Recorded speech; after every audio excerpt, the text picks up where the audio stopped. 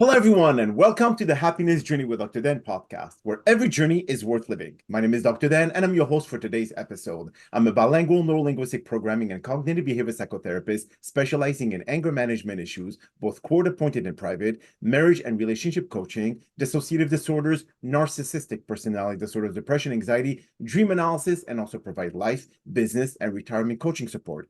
I provide individual one-on-one session in both French or English and also do group settings. If you need any assistance, reach out to DMV Therapy and Coaching Services at 301-325-1550, and our website can be found at lifecoachdanamzalak.com.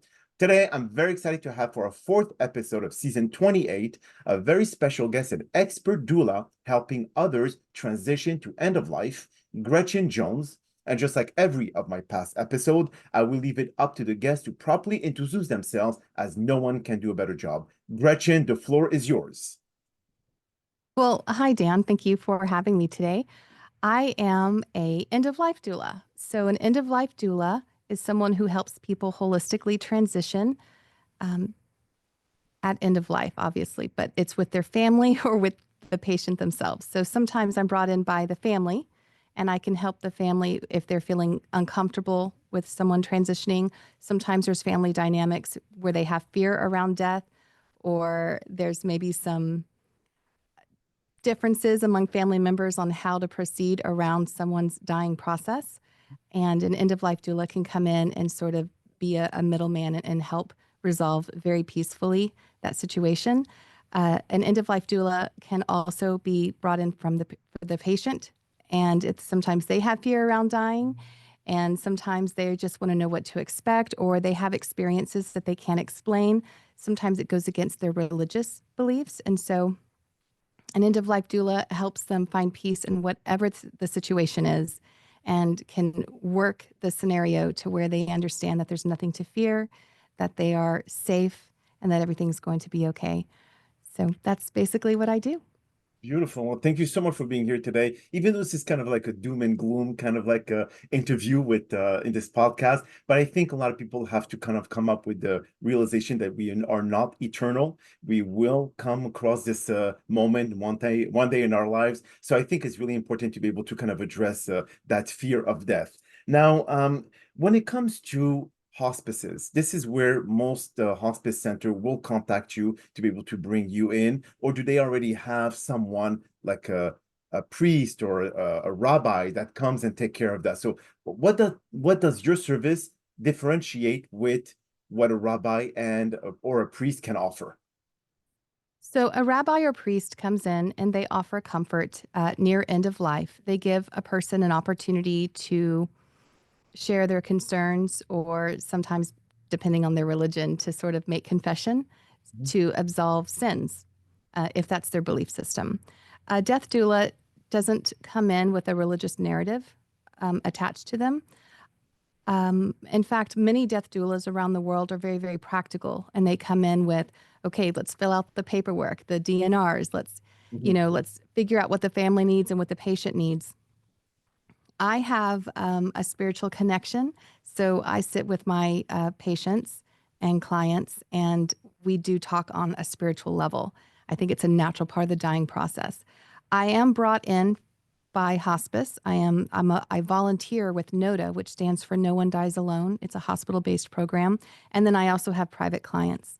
So it really depends on the scenario that I'm being hired for or brought in for. And I sort of need to figure out who it is that I'm in front of and what they need most, and I adapt according to that. But if someone needs to confess, which I've had patients who need to confess something, I'm not a holy person in that way, but I certainly can hold space and allow for that sacred moment for them. And I do get a lot of confessions, of course, at end of life. I can imagine. But would you like when it comes to those confession, do you need to have a religious person by your side to be able to kind of like relieve them from their sins? Or can you just say by just doing talk therapy kind of things, you can actually make them feel better about what they went through before that moment of ending? So, talk therapy works for them. And it's really just about listening. And people can heal themselves sometimes by just saying it out loud, recognizing what they're saying, seeing what they need when they say it out loud. And oftentimes that's just enough. If someone is religious and they need a priest to come in or a rabbi so that they can feel more absolved with their confession, then certainly that would be an option that we would bring in. Hmm. Now, in the case of do not resuscitate, obviously, if they are dealing with a physical crisis, they will not be an end of life because that will be sudden, that will be direct. So, do you help them prepare the DNR with the hospital, or that's not your legal responsibility?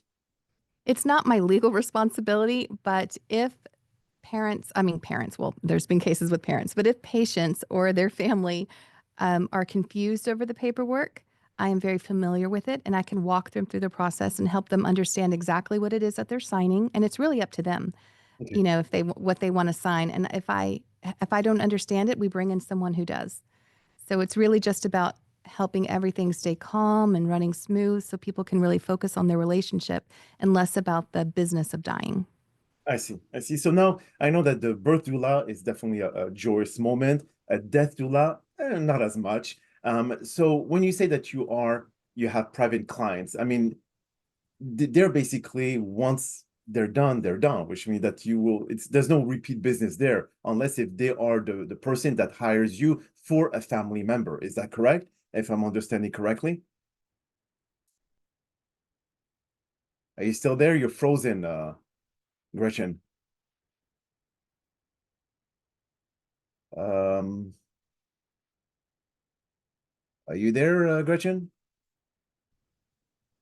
Oops. Yeah, you went freezing, so I apologize. So did you hear my question?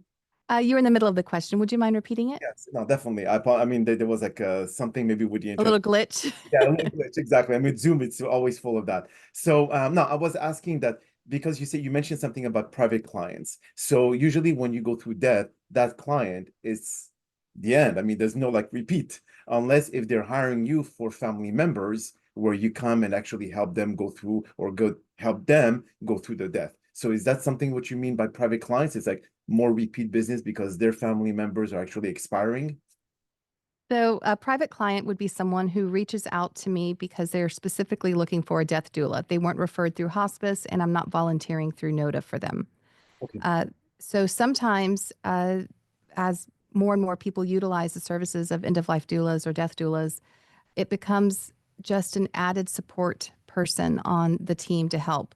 So, yes, after the person transitions, they no longer need my services, Mhm. but I still get calls from and emails from families saying, you know, I'm going through this moment of grief. And I, of course, encourage everyone to reach out to grief counselors.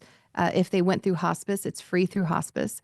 But sometimes they just need someone who they feel a connection with, someone who understands what they went through because they were also there. And I think that when they reach out, they're just wanting to be heard. And so I do work with the families after in some cases. So just like me, who deals with mental health, Gretchen, and absorbing all the people's challenges and mental health struggles, with you, it must be pretty taxing to just deal with death all the time. So how do you manage self-care for yourself? Well, I don't find it to be toxic, and I don't find death to be a scary or Taxing. negative thing. I mean more taxing than toxic. So, oh Taxing. yeah, I'm sorry. yeah. Um, yes, it can be very taxing, very emotionally draining at the end of the day. And as simple as it sounds, a bath where I'm soaking in water that seems to, I don't know, like remove all the electric charge that I feel around me. If I think submerging oneself in water can be very, very helpful in just resetting. Hmm. I see. Um, are you still there? It seems like there's another glitch with Zoom. Um, the internet is not really working for us today at all, Gretchen. So are you there? Gretchen, are you there? Yeah, Gretchen, we There froze. you are. Yeah, we froze again. Uh, anyway, so you were saying?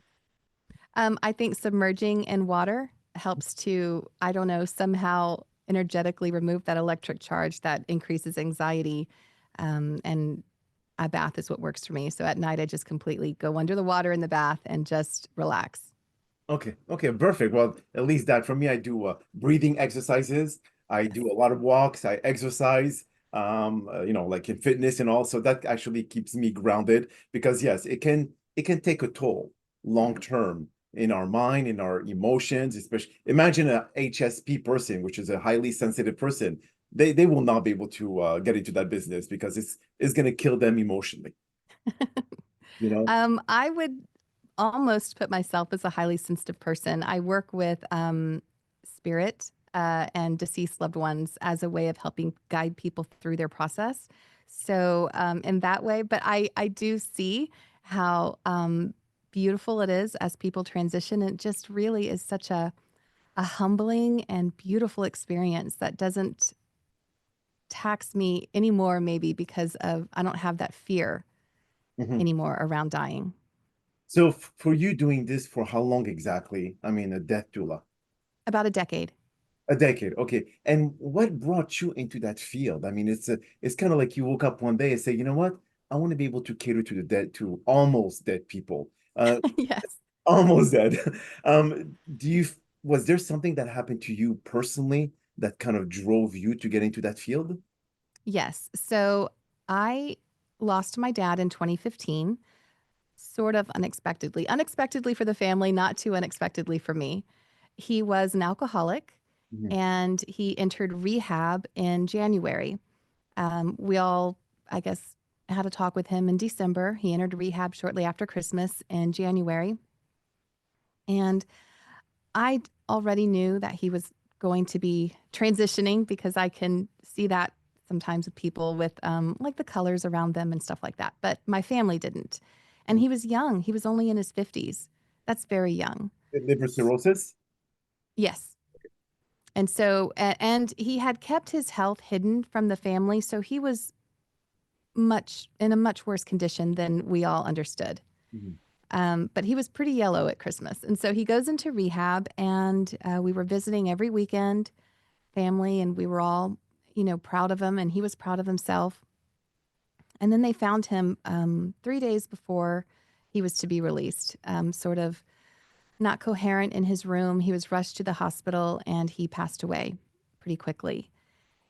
And one of my sisters never attended the family weekends and she was very hurt by his past actions and she just didn't have any closure around his death.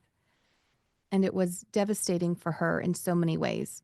So when I heard about the idea of a death doula able to come in and serve the dying community and their families to help them find closure, I thought I really want to be a part of that. I have lived through the pain of family left behind who feel like they have unresolved issues with their dying loved one, and I jumped on it right away, and I haven't looked back. It's been amazing. Now, do you feel now that because of the what happened to your dad brought you to doing what you're doing today, do you think that you sometimes you have those memories at times, and then that kind of brings you those kind of feeling of not be able to, I don't know, feel what you felt then, or does it remind you some kind of like more deep-rooted pain that was unresolved? For me personally, Yeah. so I don't feel the deep rooted unresolved pain. I felt like I had closure with my dad. And I don't know, I feel like his death was, it made everybody else's quality of life better in many ways. Mm, Um, and sometimes, and this is one of the things, because I know what that feeling feels like, there's a lot of guilt for people who are losing their loved ones, where they are sad that they're dying, but they can't wait for them to go. It's going to be a relief because it's a huge burden and it can be taxing. And then they feel guilt for feeling that they're ready for them to hurry up and go. And so understanding that sometimes when someone is at mhm. I think we have another freezing moment here. first, Yes. oh, Yeah, we yeah. froze. I Yeah. once again, yeah. I don't know what's wrong with the internet today. It's just really horrible. And even though we're pretty, I don't know, it seems like we have like a good internet connection, but it seems like there's something. So go ahead. I'm sorry about that. Oh, no, I'm not sure where I left off, but it just feels like being able to help other people uh, because of the experience I had with my father has ended up being more helpful than anything. And I get to sit with people and help alleviate any guilt they may be feeling around the relief they're going to have when their loved one finally transitions. So in that way, it's been very helpful. Okay, excellent. So now, in terms of this industry, obviously the death industry is definitely booming, especially now with the baby boomers. When it came to during the pandemic, and no one was able to see their loved one, die because of the disease or because of the virus and all that. So, were you also in a position where you were stuck? You were not able to see anyone. You were not able to, or did they allow you as one of the emergency workers? No, I was not allowed in. And instead, we were doing phone calls, we were doing Zoom calls, we were still working out as much as we could in a way of bringing comfort as a family and as a team to the person who is dying alone. That was a really, really tough time. I had one patient, Mr. A, that I was his. I worked with him for 4 years, and did not. I was not able to visit him through COVID, but he survived and came through. Um, yeah, so I was grateful for that. But for most people, coming up to the windows, and saying hi and letting them feel that they were supported was the best that they could do.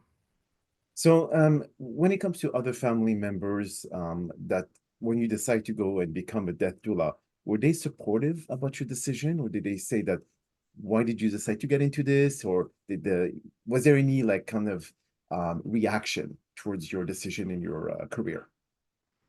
So I think that they were confused by it. They had never heard of it. But I would say that my family's all very supportive. Or if they're not, I just, it's not something I hang on to. I don't like, need their validation for that way. And I think because they know that they're always supportive. There's no other way to be really. Um, I think that there's a stigma around death and dying that I'm trying to help bring awareness to and lift even, that I think my family also had. They're uncomfortable with the idea of death and dying. But since then, in the last 10 years, we've lost other family members. And I'm so proud to say that most of my family has been able to utilize some of my experiences and take from that their own wisdom that they could bring comfort to their friends and part of our family who are transitioning. I'm so proud of everyone removing their fear from the situation. It's been great for us.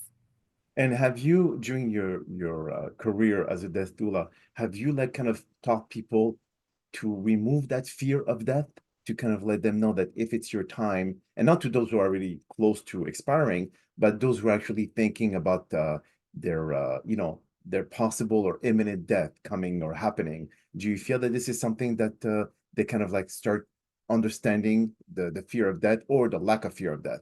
What's your stance? What's your stay on that?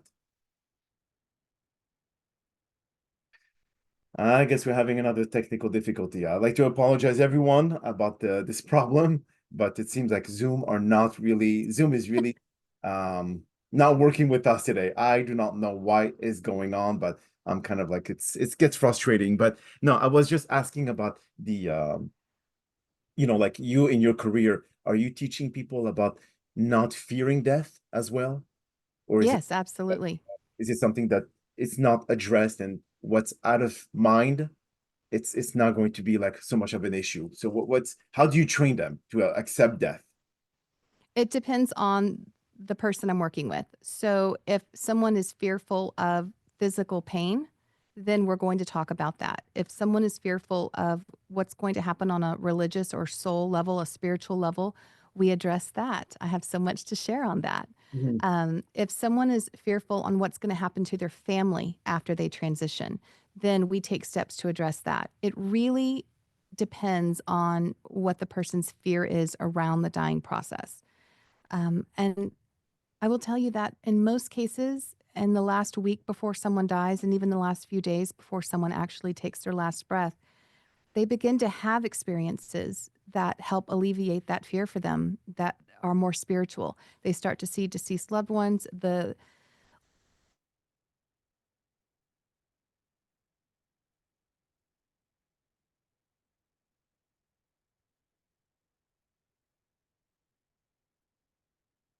process to this.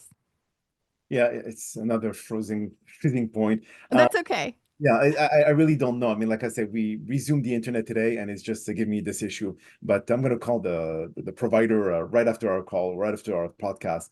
But so what would you recommend to all the listeners out there who are having families that are going through imminent death? Um, how do you help them cope? I mean, I know that them caring for their family member in a way is going to be kind of like, okay, well, they're going to pass away, and the burden is going to go with it.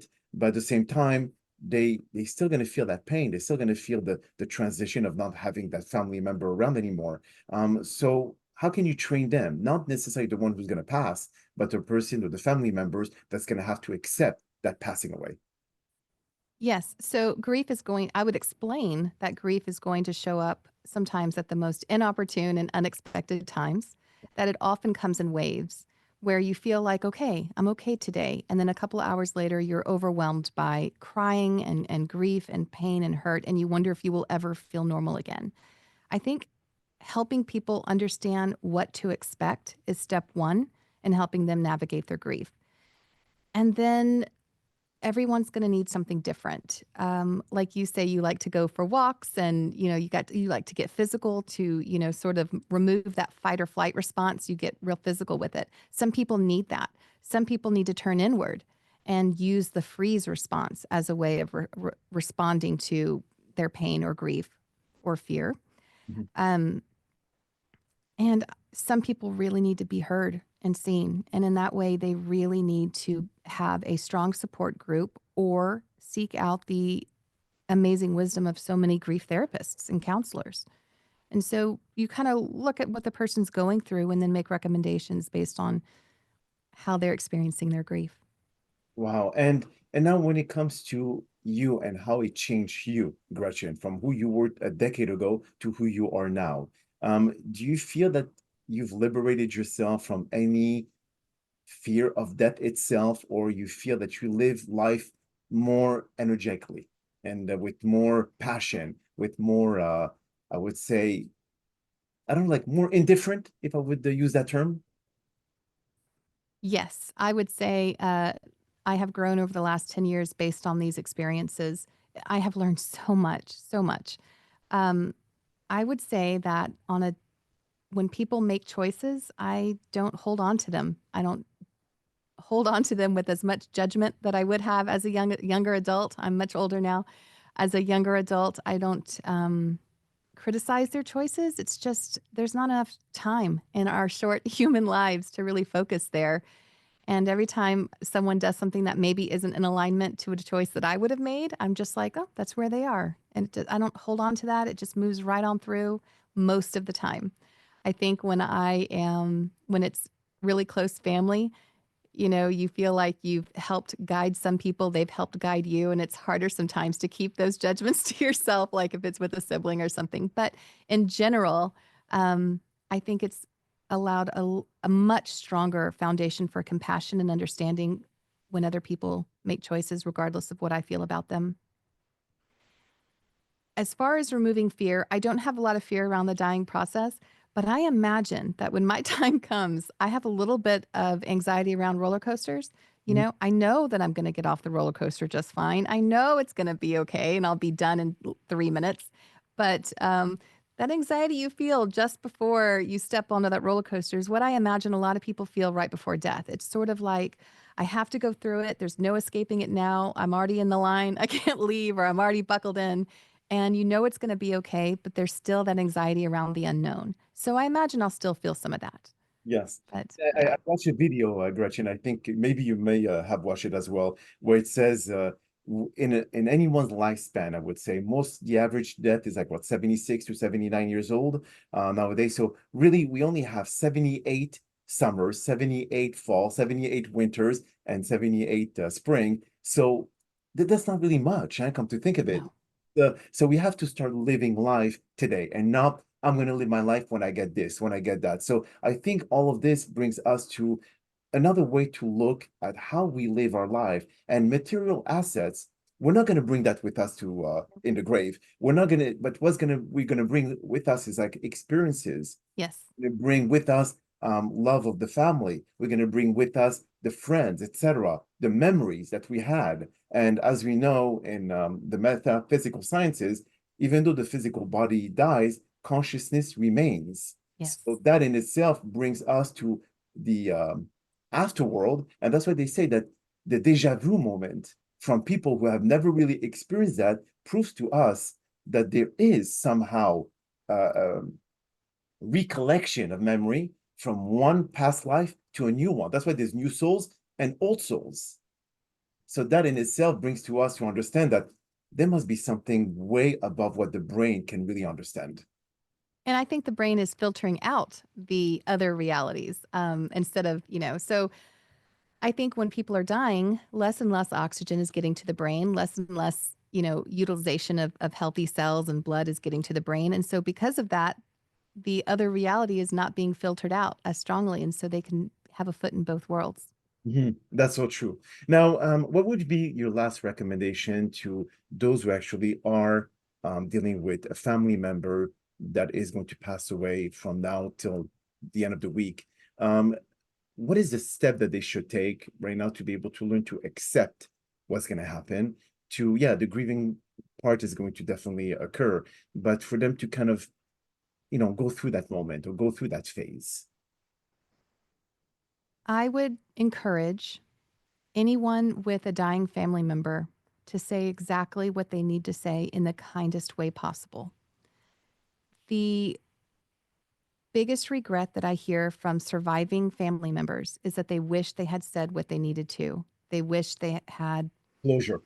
closure, and people hold back because they don't want to put the burden of how they're feeling on their dying loved one. But the truth is, the dying loved one is ready to take it on.